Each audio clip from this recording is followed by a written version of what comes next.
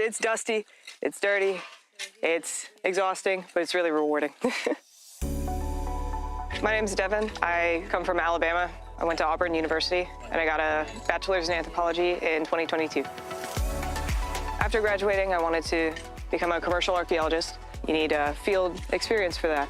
I did a lot of Googling. I used I think it's the Association of Archaeology website, where they have a bunch of field schools, and you can look at a map of the world and pick where, and it was on their bulletin board. So I'd never dug in a trench before.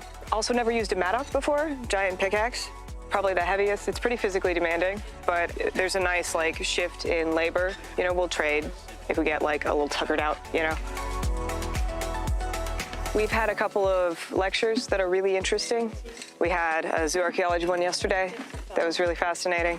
We had one on excavation, just methods in general, to familiarize us with the methods that we use, the stratigraphic methods.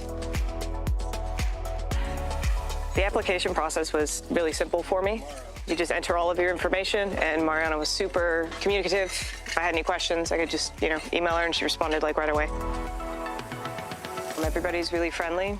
We go out into town, we can shop at the local supermarket, talking to people even though I don't speak Portuguese.